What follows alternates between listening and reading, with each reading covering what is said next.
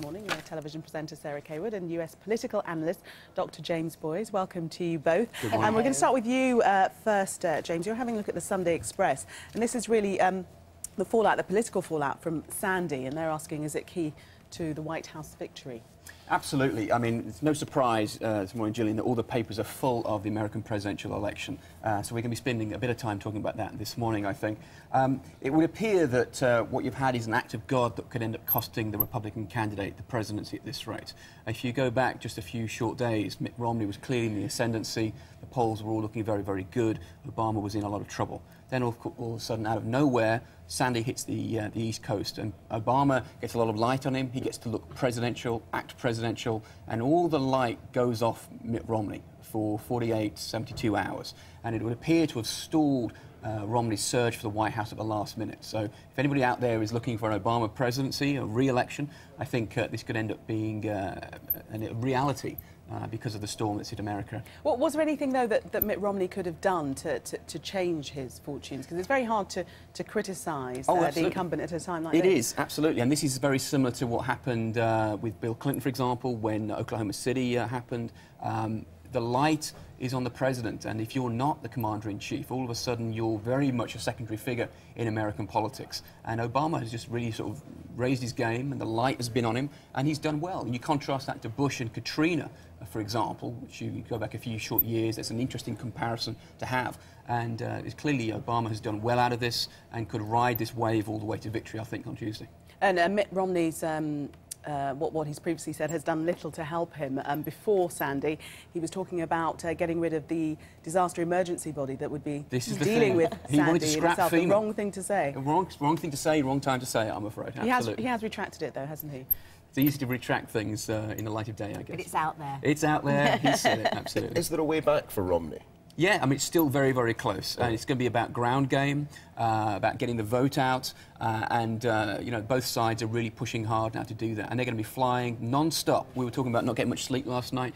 This idea that none of these candidates are going to be getting any sleep between now and Tuesday. Well, frankly, Obama's voice is going already, well, you know, if you watch our last clip. Bill Clinton's has gone as well. He's out there on the stump with him. But that happens every time Clinton gets down to an election wire. His voice always goes. And it really is that close.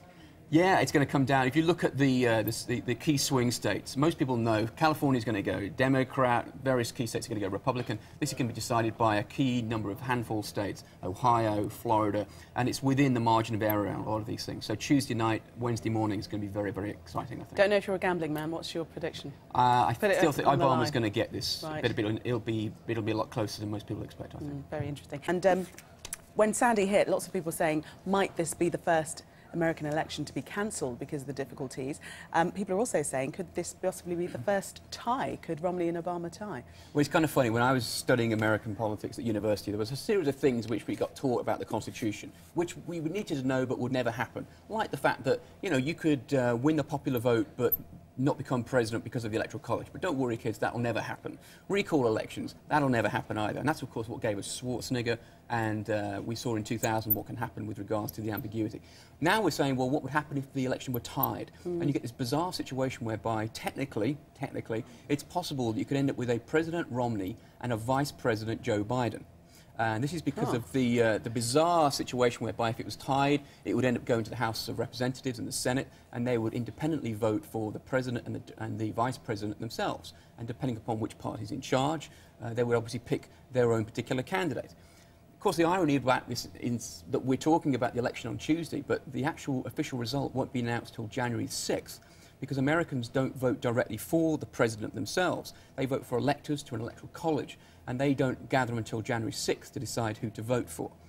So the great irony in this is America, the great democracy, the people don't have a direct vote for the president themselves, and when the Constitution first came into effect, they didn't even vote for senators themselves directly. That didn't happen until about the time of the First World War. So there's an awful lot of ambiguity and contradictions in the American Constitution, which we're going to see played out on Tuesday night. But that's not Americans' perceptions of the voting system. They believe that they are voting for Romney or Obama, don't they? Absolutely, but that's kind of irrelevant. Just like, you know, we found out in 2000, it doesn't matter how many Americans vote for the president. What matters most is whether they win the Electoral College. And as Al Gore will tell you, until he's blue in the face, you know, you can win 500,000 more votes than your opponent and still lose the presidency.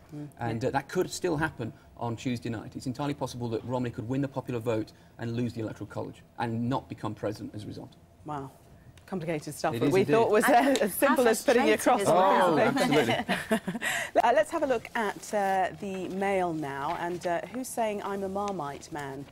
Being loathed is a badge of honour. This made me smile. My colleague at The Commentator, James Delling-Pulse, put a nice piece together here in which he nicely talks about this idea that, quoting Churchill, "You've made enemies, good, that means you stood up for something once in your life." And the idea that in the media and in social media in particular, if you stand up and say anything, you're going to get attacked for it. But it's far better to be loathed almost than loved. Got this idea that it's better to say something contentious and get traction, I guess, ultimately. But why?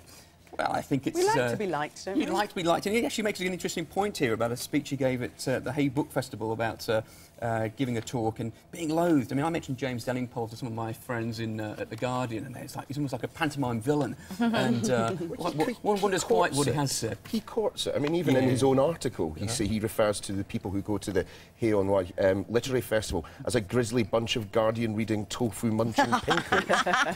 Well, he does court it. You don't expect him to down the middle, surely, isn't from he? James, do you? Absolutely. Just very quickly now, Sarah, on to Adele and having problem naming her offspring. She hasn't named her baby yet. He's 2 weeks old. I didn't name my second child for a week.